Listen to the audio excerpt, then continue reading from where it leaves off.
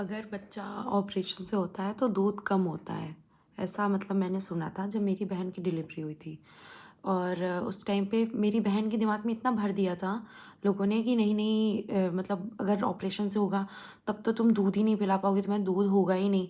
तो मतलब मेरी बहन को बहुत दिक्कत आई थी, वो बेचारी 5 से 6 दिन तक तो पहले तो उसके दिमाग में इतना गंदगी भर दी गई थी क्योंकि वो मतलब उठ ही नहीं पा रही है, बैठ नहीं पा रही, कभी कुछ नहीं कर पा रही, कभी कुछ नहीं कर पा रही।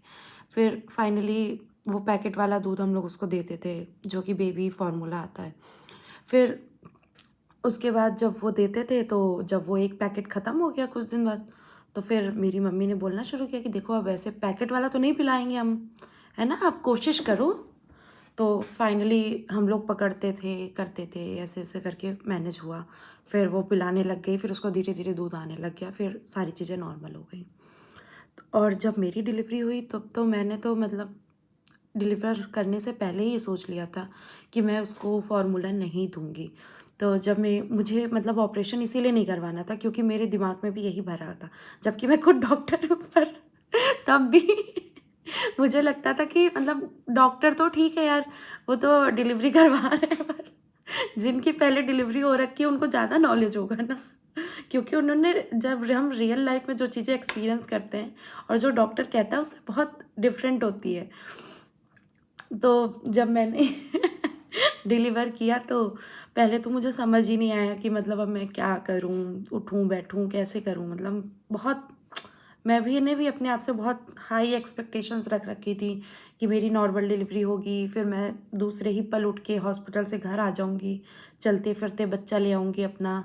मतलब मैंने अलग ही लेवल पे उम्मीदें पाल रखी थी, जो कि कुछ भी वैसा नहीं हुआ। और मुझे लगता है कि ठीक है, चलो अब तो क्या ही करना है। लेकिन ये एक बहुत बड़ा मेजर कारण था कि मैं बहुत टाइम तक डिप्रेशन में ही थी कि मेरे साथ ऐसा कैसे हो गया। तो ये तो पहली बात सोचना ही नहीं है, चलो छोड़ो, ये तो टॉपिक ही अलग है।